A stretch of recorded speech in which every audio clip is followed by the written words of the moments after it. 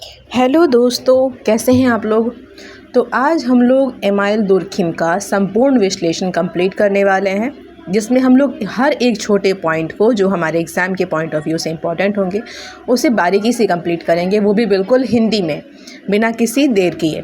तो चलिए शुरू करते हैं। सबसे पहले हम लोग देखते हैं कि एमाइल दुर्खिम की महत्वपूर्ण अवधारणा कौन कौन सी है।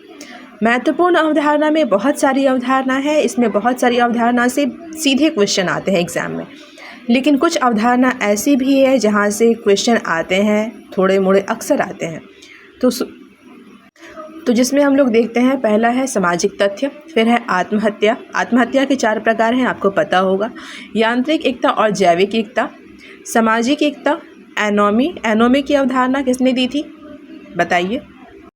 उसके बाद है सामूहिक चेतना, धार्मिक जीवन के प्रारंभिक रूप। ये सारी अवधारणा है महत्वपूर्ण।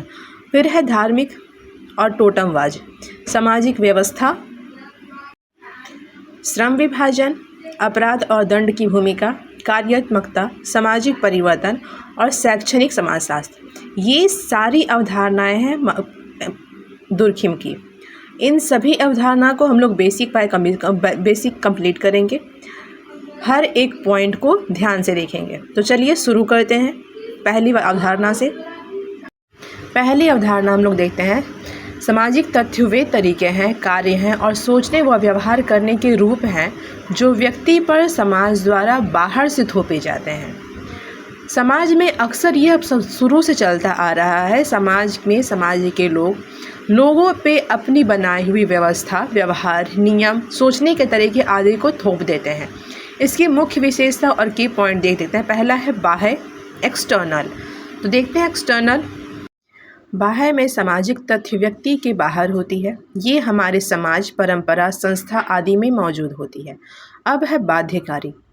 बाध्यकारी में ये व्यक्ति पर दबाव डालते हैं कि वह किसी विशेष ढंग से आचरण करे, जैसे में शादी की उम्र।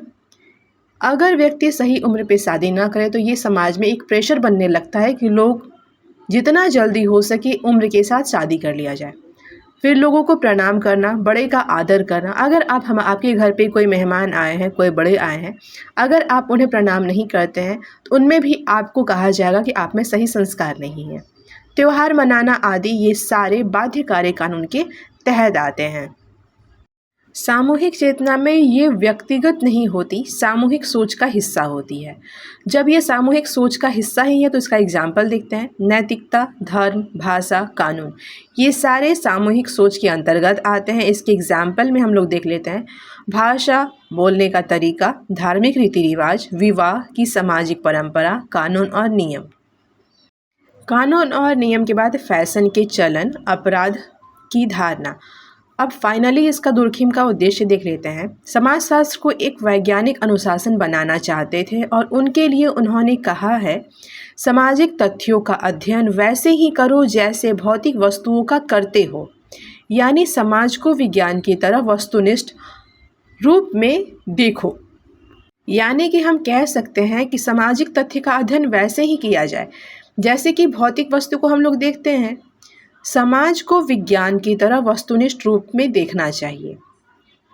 अब है type of social fact. Durkheim ने 2 प्रकार की सामाजिक तथ्य की बात की थी। पहला है सामान्य सामाजिक तथ्य। सामान्य सामाजिक तथ्य में जो किसी समाज में सामान्य रूप से पाए जाते हैं, स्कूल जाना, शादी करना, बोलना आदि। विकृति सामाजिक तथ्य में जो समाज में अनियमित रूप से होता हुआ आ रहा है या विकृत माने जाते हैं, जैसे में अपराध हो गया, भ्रूण हत्या हो गया, आत्महत्या हो गया आदि, हम लोग कह सकते हैं। इसी तरह से विकृति में और भी बहुत सारे अपराध शामिल हो जाते हैं। आप इसे डिटेल में और एग्जाम्पल के अनुसार देख सकते हैं। दुर्खिम का शोध पे जो जोर दिया है उन्होंने, मैथोडोलॉजी पे, उन्होंने कहा है सामाजिक तथ्य को वस्तु यानी थिंक की तरह देखो, वस्तु की तरह देखो, सामाजिक तथ्य को वस्तु की तरह ही देखो, साइंटिफिकली और या फिर ऑब्जेक्टिविटी। इसका अर्थ है कि समाजशास्त्र को बिना व्यक्तिगत भावना के समाज का अध्ययन करना चाहिए, यानी कि समाजशास्त्र को बिना किसी व्यक्तिगत भावना से, लोगों में जो भी व्यक्तिगत भावना आती है वो भावना को साइड हटा करके समाज का अध्ययन करना चाहिए। समाज वर्सेस मनोविज्ञान के तथ्य का भेद देख लेते हैं। तथ्य के भेद में सामाजिक तथ्य समाज द्वारा बनाए गए व्यक्ति पर बाहरी दबाव डाले जाते हैं। मनोवैज्ञानिक तथ्य में व्यक्ति की आंतरिक मानसिक क्रिया जैसे में भावनाएं, यादें हो सकते हैं। दुर्खिम ने जोर देकर कहा है कि समाजशास्त्र को मनोविज्ञान से अलग रखना चाहिए। The rule of sociological method 1895 ईस्वी में ये बुक में दुर्खिम ने सोशल फैक्ट की अवधारणा को विस्तार से समझाया था। A social fact is every way for acting, fixed for not, capable of exercise on the individual at external constant। अब रिवीजन देख लेते हैं। सामाजिक तथ्य समाज के बनाए गए नियम जो व्यक्ति पर दबाव डालते हैं। ये समाज के बाहर मौजूद होते हैं और व्यक्ति को विशेष तरीके से सोचने और व्यवहार करने के लिए बाध्य करते हैं। इसे वैज्ञानिक तरह से अध्ययन करना चाहिए। ये हमारा फाइनल और शॉर्ट रिवीजन है। आगे हम लोग चलते हैं नेक्स्ट पॉइंट पे। अगली अवधारणा है हमारी। अगली अवधारणा में आत्महत्या देखेंगे। दिस सुसाइड इनकी बुक थी ली सुसाइड, फिर से ट्रांसलेट करके बनाया गया सुसाइड 1897 ईस्वी में। यह समाजशास्त्र के इतिहास में पहली बार था जब दुर्खिम ने आत्महत्या जैसे व्यक्तिगत माने जाने वाले विषय को सामाजिक अध्ययन बताया है। उन्होंने कहा कि आत्महत्या लोगों के व्यक्तिगत मानों से नहीं होता है। आत्महत्या होने का महत्वपूर्ण कारण है सामाजिक दबाव। दुर्खिम द्वारा बताए गए आत्महत्या के 4 प्रकार हैं: एगोस्टिक, एल्टोस्टिक, एनोमिक और फैटलिस्टिक। तो सारे को ध्यान से देखते हैं। चलिए शुरू करें। अहमवादी आत्महत्या, जिसमें व्यक्ति समाज से अलग महसूस करता है। व्यक्ति खुद को समाज में घुला मिला महसूस नहीं करता। बहुत ज़्यादा अकेलापन होने के कारण, कम समाजीकरण होने के कारण लोग आत्महत्या कर लेते हैं। ऐसी आत्महत्या को आत्महत्या एगोस्टिक आत्महत्या कहते हैं। एग्जाम्पल में अकेले रहने वाले व्यक्ति, बुजुर्ग, आत्मकेंद्रित लोग। दूसरा है अनुरूपतावादी आत्महत्या, एल्टोस्टिक आत्महत्या, जब व्यक्ति समाज के साथ बहुत ज़्यादा जुड़ जाते हैं, समाज में आने वाली हर संकट को खुद पे लेने के लिए तैयार हो जाते हैं। इस प्रकार की हत्या लोग समाज के लिए अपना जीवन बलिदान देने के लिए तैयार हो जाते हैं। इस प्रकार की आत्महत्या को एल्टोस्टिक आत्महत्या कहते हैं। एग्जाम्पल में देख लेते हैं आत्मघाती हमले, आत्मघाती हमलावर में फिर सैनिक बलिदान, सती प्रथा आदि। ये सारी आत्महत्याएं जो है अनुरूपतावादी आत्महत्या के अंदर आएगी। इसे परार्थवादी आत्महत्या भी कह सकते हैं। अहमवादी पहले वाले को आत्महत्या को अहमवादी आत्महत्या भी कह सकते हैं। परार्थवादी, नामानक्ष भाग्यवादी, एगोस्टिक, एल्टोस्टिक, एनोमिक और फैटलिस्टिक। अविनियमित आत्महत्या एनोमिक, जब समाज में नियम और नियंत्रण का अभाव होता है, कम सामाजिक नियमन, इस प्रकार में भी लोग आत्महत्या कर लेते हैं। आर्थिक मंदी, समृद्धि में अचानक बदलाव आ जाना। अगर इंसान अचानक से ही बिना किसी सोच विचार के, बिना किसी स्ट्रैटेजी के अगर लोग करोड़पति बन जाए तो फिर कुछ टाइम बाद लोगों के अंदर कुछ करने की चाहत खत्म हो जाती है और इस प्रकार में भी लोग आकर के आत्महत्या कर लेते हैं। संवैधानिक आत्महत्या में जब व्यक्ति पर अत्यधिक सामाजिक नियंत्रण होता है, अत्यधिक नियमन। एग्जाम्पल में जेल में बंद कैदी, बाल विवाह से ग्रस्त युवतियाँ और भी बहुत सारे कुप्रथाओं से तंग आकर के लोग आत्महत्या कर लेते हैं। ज़्यादातर महिलाएं इसमें आत्महत्या कर लेती है। इसे संवैधानिक आत्महत्या कह सकते हैं। टू द पॉइंट देखते हैं प्रकार में एगोस्टिक, एल्टोस्टिक, एनोमिक और फैटलिस्टिक। सामाजिक आर्थिक एकीकरण और सामाजिक नियमन में आप इसे देख सकते हैं। चलते हैं आगे। कुछ एक्स्ट्रा पॉइंट है। दुर्खिम यह दिखाना चाहते हैं आत्महत्या व्यक्तिगत नहीं बल्कि सामाजिक कारणों से हुई है, यानी कि ये सिर्फ मानसिक बीमारी या डिप्रेशन से नहीं बल्कि सामाजिक संरचना और संबंधों की मजबूती कमजोरी से जुड़ी हुई है।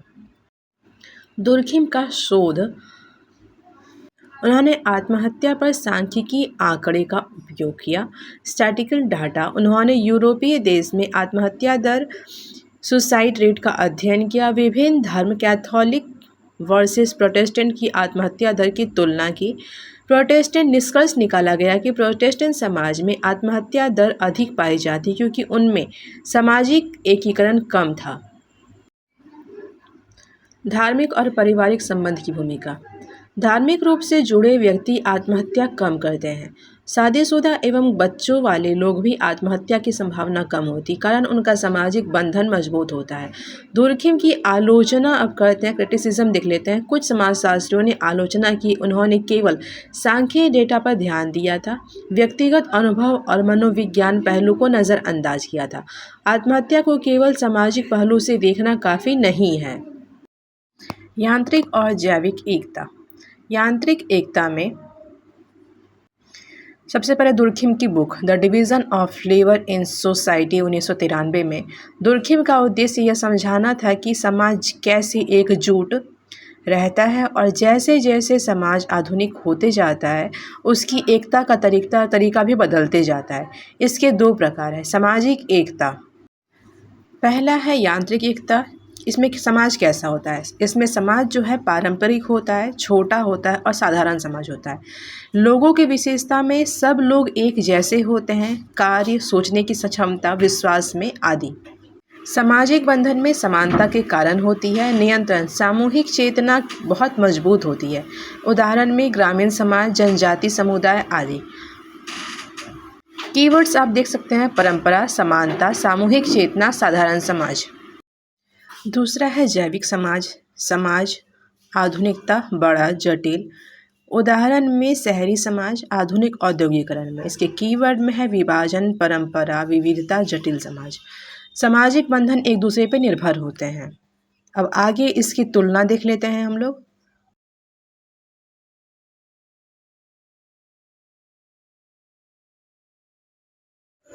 सामूहिक चेतना, इसमें बुक है the division of labour in society 1893 में। दुर्खिम के अनुसार सामूहिक चेतना वह साझा विश्वास, भावना और नैतिक दृष्टिकोण है जो किसी समाज के सभी सदस्य में सामान्य रूप से होती है। इसकी मुख्य विशेषता है सामूहिक रूप से साझा, शेयर ऑफ ऑल। यह व्यक्तिगत विचार नहीं होता बल्कि पूरे समाज के लिए एक साझा दृष्टिकोण होता है। सामाजिक नियंत्रण का माध्यम में यह तय करता है कि लोग कैसे सोचते हैं और क्या करें और क्या ना करें। नैतिक बंधन में यह समाज के सदस्यों को नैतिक रूप से एक दूसरे से जोड़ता है। सामाजिक एकता में सहायता, यांत्रिक एकता में यह सबसे मजबूत और भूमिका निभाता है। यांत्रिक वर्सेस जैविक समाज में सामूहिक चेतना। समाज का प्रकार, सामूहिक चेतना की भूमिका। यांत्रिक समाज जो है वो बहुत मजबूत और प्रभावशाली होती है। जैविक समाज कमज़ोर लेकिन आवश्यक होती है। उदाहरण में धर्म, धार्मिक परंपराएं जैसे में दिवाली मनाना, देशभक्ति की भावना, अपराध के प्रति समाज का सामान्य निंदा, नैतिक मानदंड आदि। दुर्खिम का विचार। धार्मिक जीवन के प्रारंभिक रूप में अब हम लोग देखने वाले हैं the elementary form of religious life.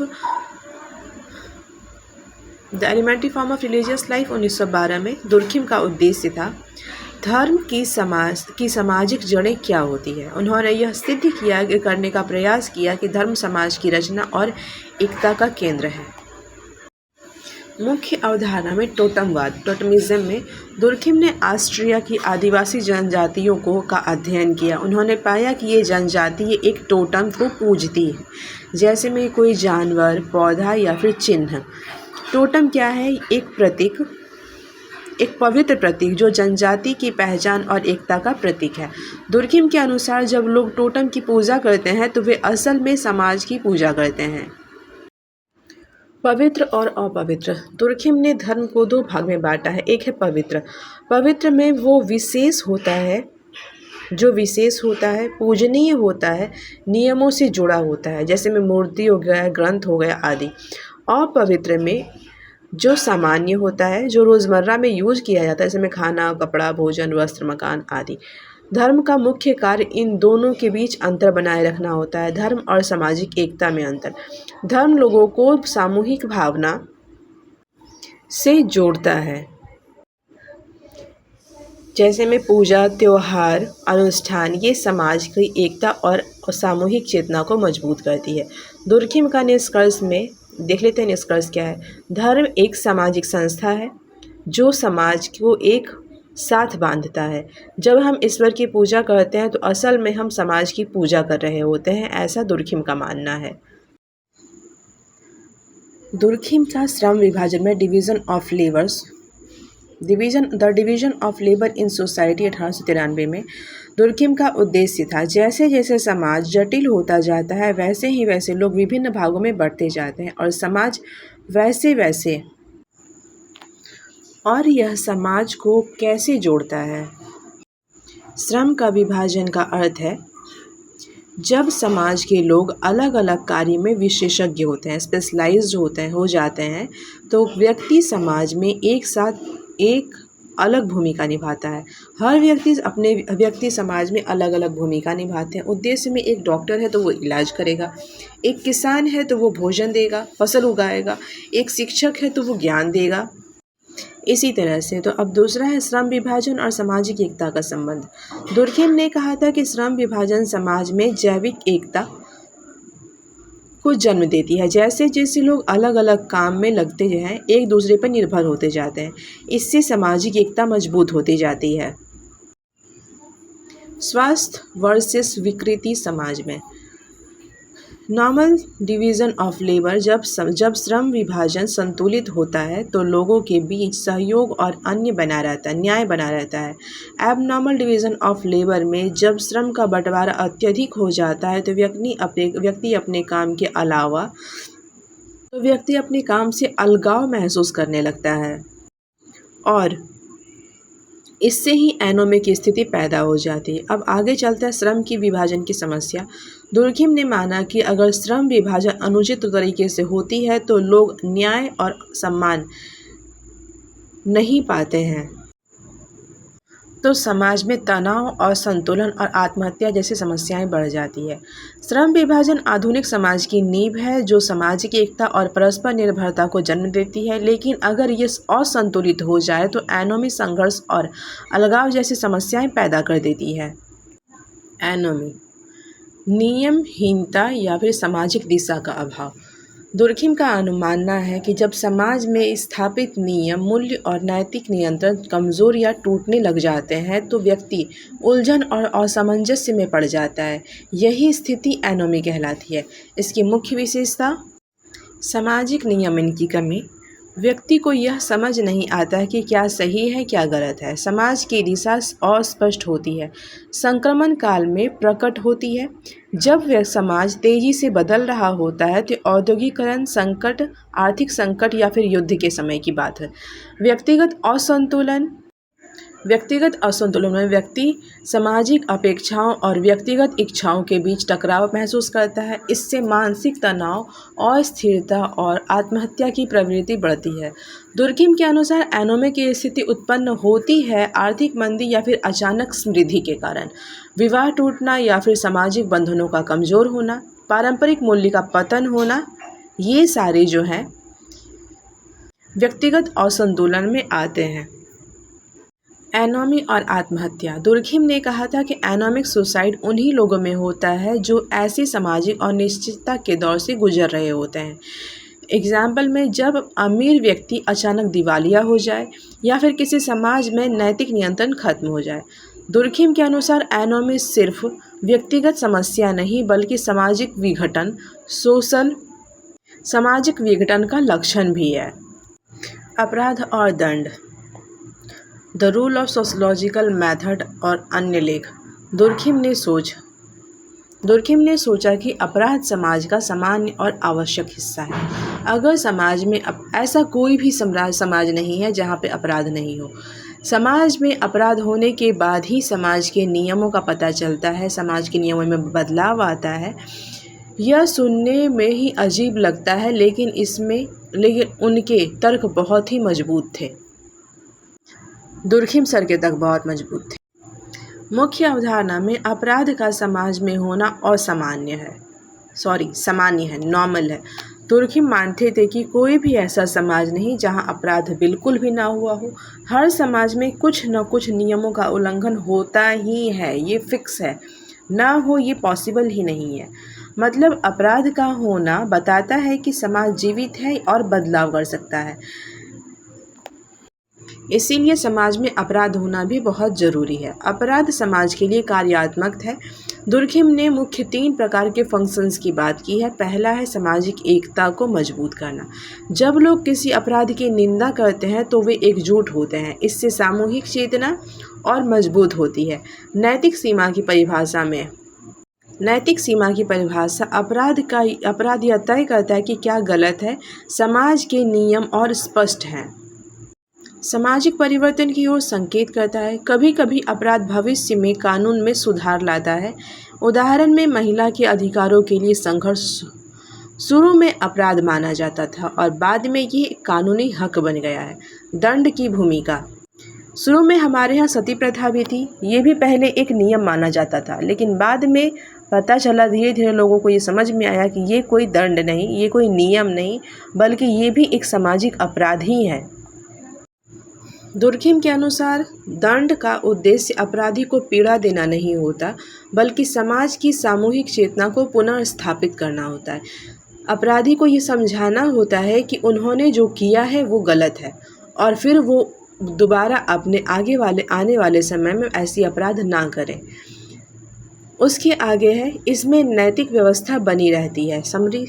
अपराध का स्वभाव यह समाज में सामान्य और अनिवार्य है। कार्य सामाजिक एकता, नैतिक सीमाएं, परिवर्तन की दिशा, दंड का उद्देश्य सामूहिक चेतना की रक्षा, समाज का संतुलन, ये सारे हमारे समरी में आते हैं। तो इसीलिए कहा जाता है कि समाज में अपराध होना भी ज़रूरी है। अगर समाज में अपराध नहीं होगा, समाज के नियम नहीं बदलेंगे, तो समझ में ही नहीं आएगा कि समाज जिंदा है या फिर नहीं। तो समाज जीवित है, इस बात को यही बात प्रूव करती है कि हाँ, अगर समाज में अपराध हो रहा है, यानी कि हम कह सकते हैं कि समाज जीवित है। दुर्खिम की अगली अवधारणा है, चल देखते हैं क्या है, कार्यात्मकता। दुर्खिम को कार्यात्मक दृष्टिकोण का जनक माना जाता है, यानी कि फंक्शनलिज्म का जनक अगर माना जाएगा, अप्रोच का जनक, तो वो है दुर्खिम। क्या है कार्यात्मकता? दुर्खिम ने समाज को एक जैविक अंग की तरह देखा है। जिस तरह शरीर के अलग अलग अंग मिलकर कार्य करते हैं, उसी प्रकार समाज के अलग अलग संस्थान, जैसे में परिवार, धर्म, शिक्षा, ये सब अलग अलग होते हुए भी साथ मिलकर सामाजिक एकता को बनाए रखने में मदद करती है। मुख्य बातें देख लेते हैं। मुख्य बातों में देखते हैं सामाजिक तथ्य का कार्य। हर सामाजिक तथ्य, जैसे में धर्म, कानून, विवाह का एक विशिष्ट कार्य, फंक्शंस होता है। यह कार्य सामाजिक व्यवस्था और सामूहिक चेतना को बनाए रखता है। जैसे में धर्म नैतिक नियम बनाता है, कानून व्यवहार को नियंत्रित करता है, शिक्षा समाजीकरण करता है आदि। सहसंयोजन और संतुलन। समाज तभी स्थिर रहता है जब हर संस्था अपने कार्य को ठीक से निभाती है। कार्यात्मकता इस सामंजस्य को समझने का प्रयास करता है। कार्यात्मक विश्लेषण। दुर्खिम ने प्रत्येक सामाजिक तथ्य का अध्ययन यह किस उद्देश्य की पूर्ति करता है, यह उद्देश्य से किया था। सामाजिक विकृति। सामाजिक विकृति में हालांकि दुर्खिम ने विकृति शब्द का बहुत कम प्रयोग किया था, लेकिन आगे चल कर के मर्टन ने कहा था कि अगर कोई संस्था अपना कार्य ठीक से नहीं निभा पा रही है तो वह विकृति कहलाती है। दुर्खिम के फंक्शंस के मुख्य घटक देख लेते हैं। संरचना समाज कई संस्थाओं से बना होता है। कार्य, हर संस्था एक विशेष कार्य करती है। फिर है संतुलन। जब सभी संस्थाएं ठीक से चलती है, सभी संस्थाएं अपना अच्छे से कार्य करती है, तब समाज में संतुलन बना रहता है। कार्यात्मकता के अनुसार समाज एक संतुलित प्रणाली है जहां हर तरह के रिलीजन्स, लॉ, एजुकेशन आदि मिलकर समाज की एकता बनाए रखती है। अगर हम लोग दुर्खिम का एक ही वीडियो में सारा पार्ट कवर करेंगे, सारी महत्वपूर्ण अवधारणाओं को करेंगे, तो वीडियो बहुत ज़्यादा लंबी हो जाएगी। तो मुझे लगता है कि हमें दूसरा पार्ट लेके आना ही पड़ेगा। तो कोई बात नहीं, दुर्खिम के दूसरे पार्ट में मिलते हैं हम लोग। Bye, thank you.